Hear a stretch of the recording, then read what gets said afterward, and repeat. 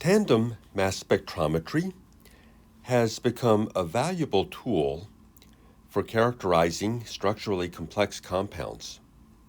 Remarkably, even biomacromolecules.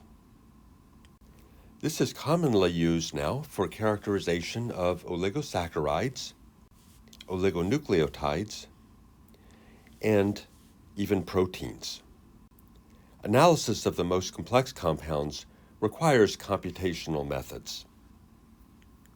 But I will show how these work with some relatively simple examples of peptide sequencing. We previously discussed how electrospray ionization mass spectrometry can detect multiply charged species, particularly for proteins. And in a tandem mass spectrum, we can select a specific precursor ion for further analysis of the fragments in a second mass spectrometer. The process for fragmentation of the multiply charged ion is collisionally induced dissociation. These ions can undergo fragmentation in a number of patterns, giving pairs of ions A and X, B and Y, or C and Z.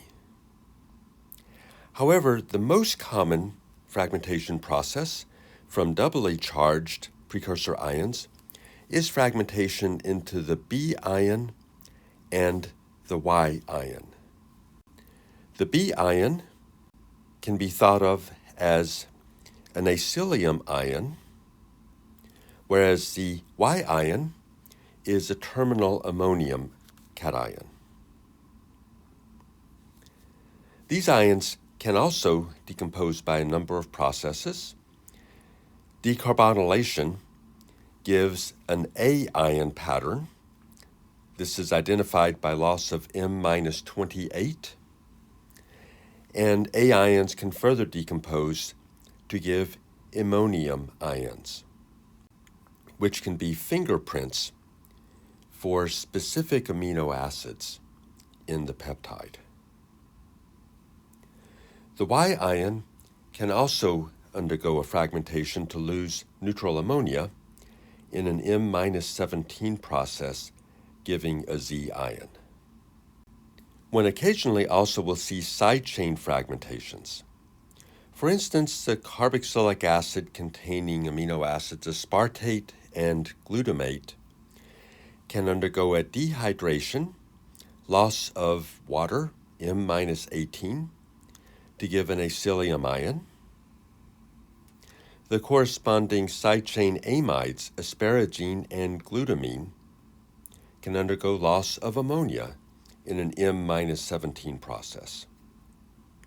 And then we can also lose water from hydroxylated amino acids, serine and threonine. And we can lose H2S, M-34, from cysteine.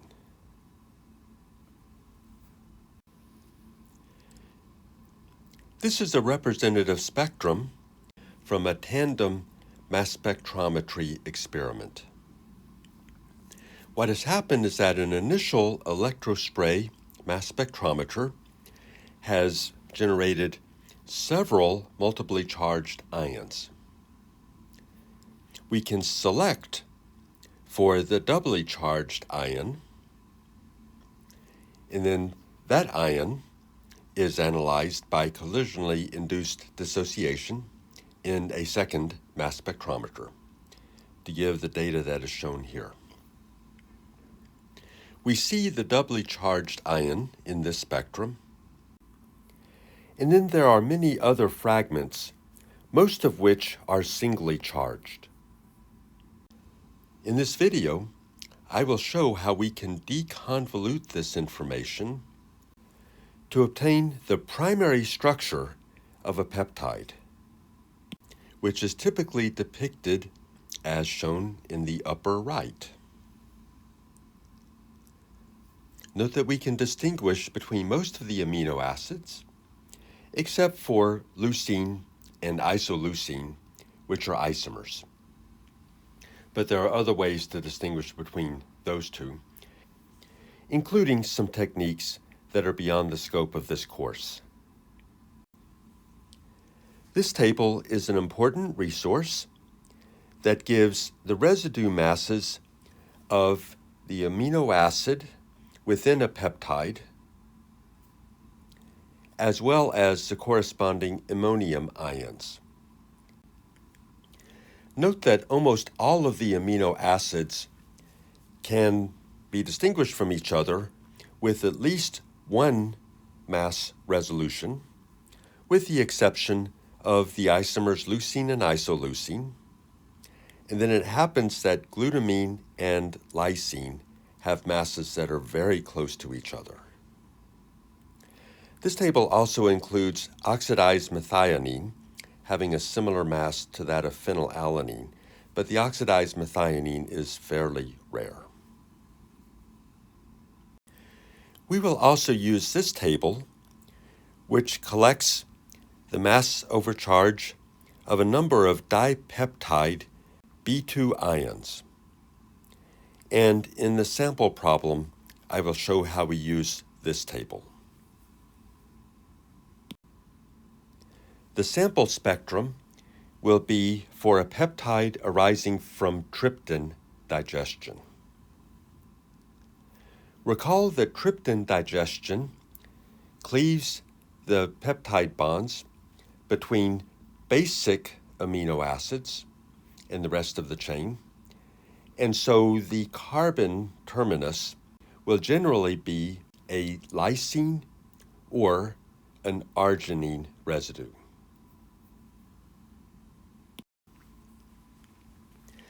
This is a strategy for interpreting peptide spectra, which is based on the reading that was assigned. Once we've calculated the molecular weight of the peptide in its singly protonated monocationic form, we can look at the low mass region of the spectrum for ammonium ions, again to reveal the presence of specific amino acids anywhere in that peptide fragment. Then we will go to table 4.2 to find candidates for the B2 ion. With that information, we can calculate and then find the complementary Y-series ion, which for B2 will be the YN-2 ion. And then in the low mass region, we will look for the Y1 ion, and we can use that information to assign the C-terminal amino acid. We can also then calculate the complementary Bn-1 ion and find it in the spectrum. Starting with step 4, we then go to the high mass region of the spectrum and try to find the first fragment from the Y end, namely the Yn-1 ion.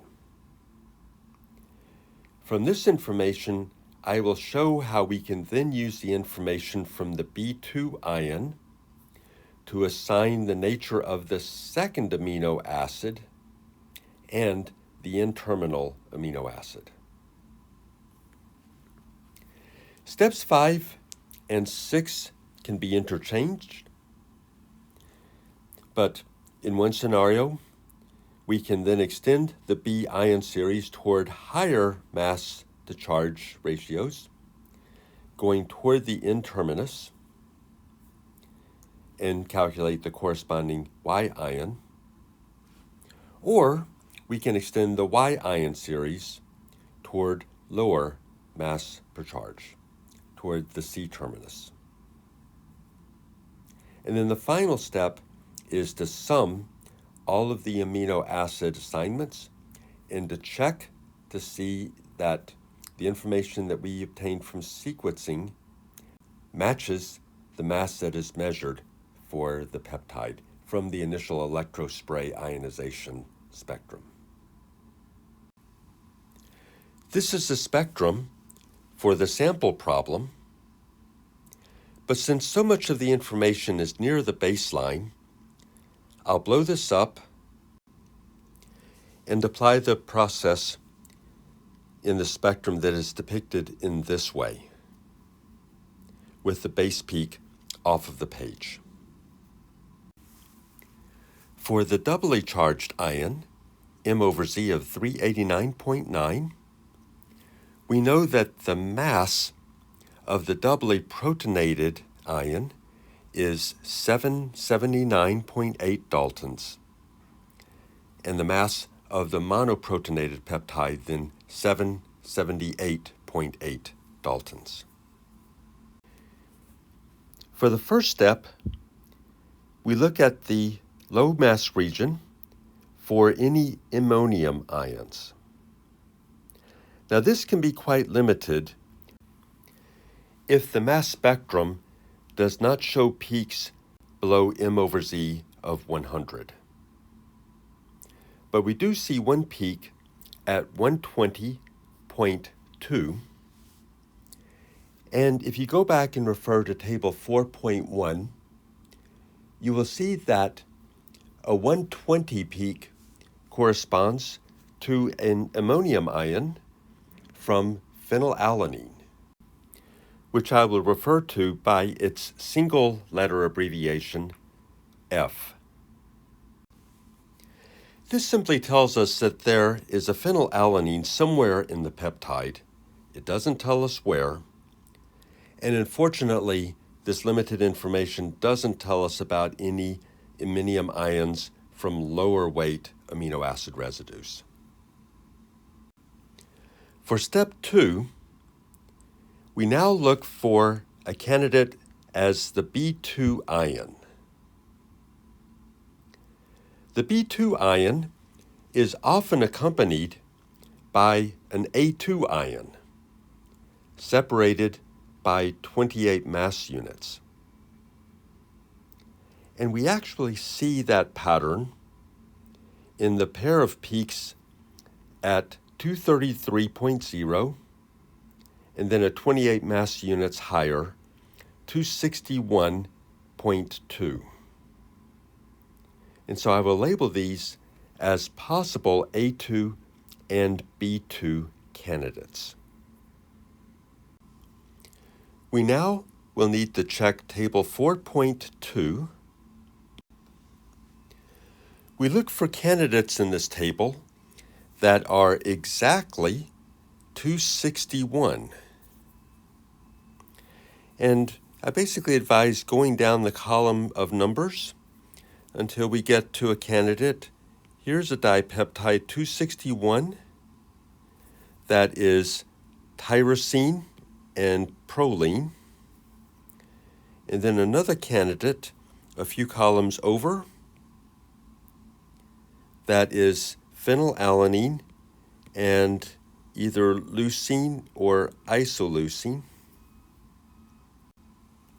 And then one last candidate that I found is glutamate and methionine. And the order could be either way. It could be glutamate methionine or it could be methionine glutamate, and so on for these other pairs. Going back to the spectrum, I'll write down the candidate pairs, and then we can calculate the Y N-2 ion. That is the difference between the mass of the doubly charged ion and the B2 ion, and we calculate 518.6. In the spectrum, we find a 518.3 peak, which is the base peak. And so that is our Yn-2 ion. Step 3 is to find the Y1 ion, which will correspond to the C-terminal amino acid. A peptide from trypsin digestion will have a basic amino acid at the C-terminus, either lysine or arginine. If we take the residual mass from table 4.1 and add the elements of hydronium ion, we can then calculate that lysine will give an M over Z of 147. Arginine will have M over Z of 175. And in the spectrum, we see a 147.1 peak, which fits lysine. We can then calculate the Bn-1 ion. Again, we take the mass of the doubly charged ion subtracted by Y1 ion, and we get a value of 632.7. We don't see that in the spectrum. That may be in the baseline. But that is not terribly unusual when an ion has been generated through multiple fragmentations.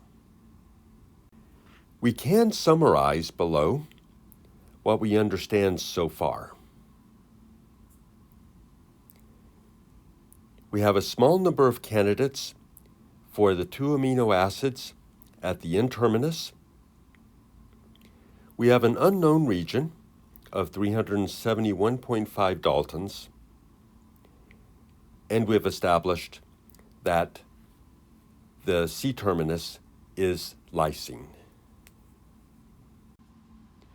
And we also know that a phenylalanine is somewhere within the structure, whether it is near the N-terminus or elsewhere in the peptide. Proceeding on with the analysis, step 4 is to find the Yn-1 ion. This will be in the high mass range of the spectrum. The 665.2 peak is one possibility. There's also a 647.2 peak, but notice that these two are separated by 18, so these two peaks may correspond to the loss of the elements of water. The key is to compare the difference with the Yn-2 ion and see if that difference corresponds to an amino acid residue. We see a difference of 146.9. And looking at the list of residues in table 4.1, this corresponds to phenylalanine as the second amino acid. Knowing that the phenylalanine in the B2 peak is associated with a leucine or isoleucine, that allows us then to state that the N-terminus is leucine or isoleucine. Although we cannot see the B1 peak in the spectrum, we know that the residue for leucine or isoleucine has a mass of 113.08. If we add a second proton to the N-terminus, that then gives us 114.1. And now this is redrawn as a B ion, an acylium ion. In step 5, we can try to extend the B series. So we have B1 at 114.1, B2 at 261.2, and now we're looking for another peak that is at an interval that matches an amino acid residue. The next peak that we see in the spectrum is at 303.1. However, the difference is approximately 42, and that does not match up with any amino acids. Now we look at 348.0, and the difference is 86.8, which lines up well with serine at 87. Therefore, serine is the third amino acid. We can calculate the Yn-3 ion that's complementary to B3 ion, and we see that the difference between 779.8 and 348.0 is 431.8. And that's quite close to the 431.2 ion that we see in this spectrum, which I will label Yn-3. We can look at some additional candidates in the B series, but we see that 380.9 has too small of a difference between 348 to be an amino acid.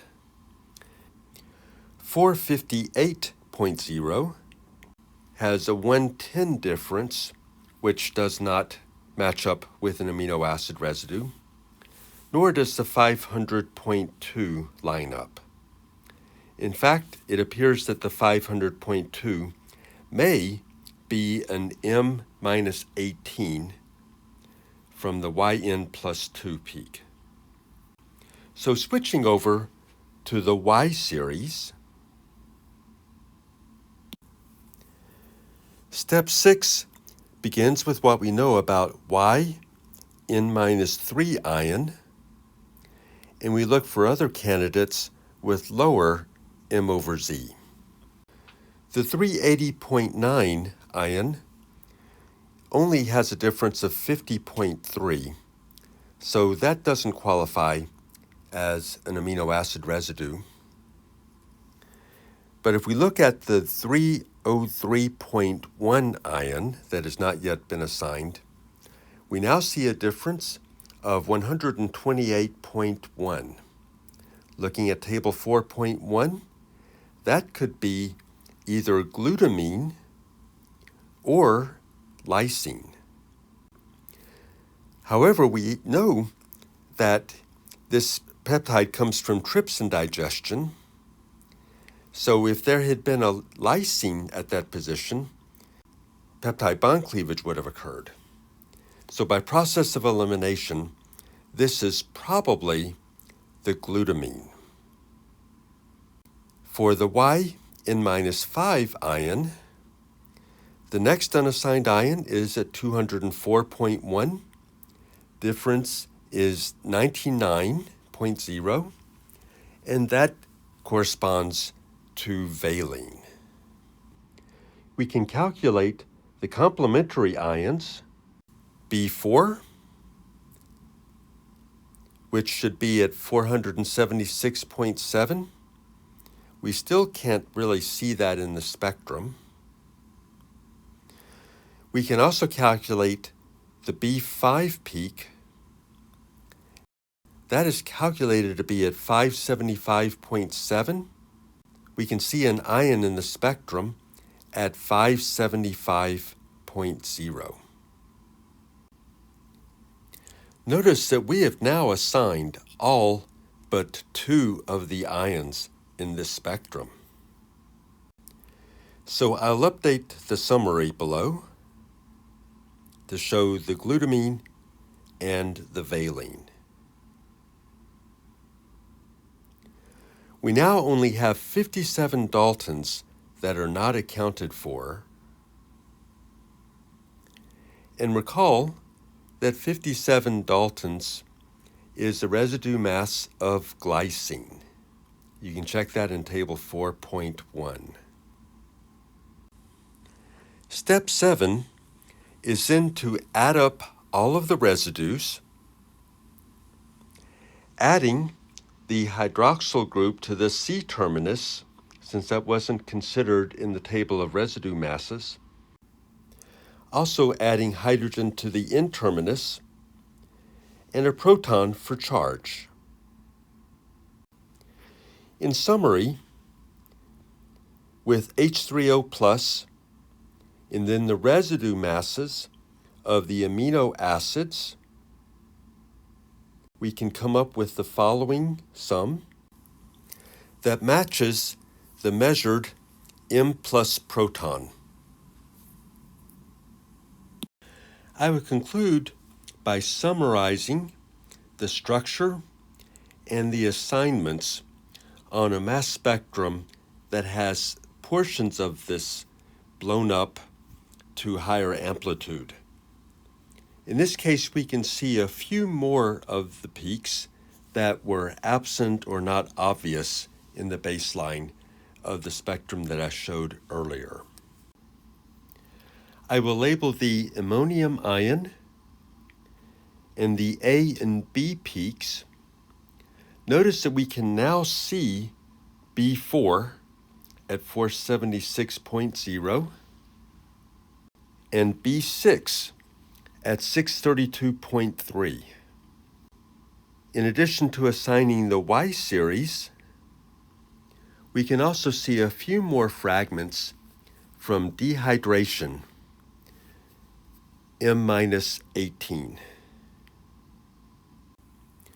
The one significant peak that we did not assign, the 380.9 peak, notice that that is 9 units less than the doubly charged ion. That corresponds to the doubly charged ion losing the elements of water, an M-18, but divided by 2 due to the +2 charge.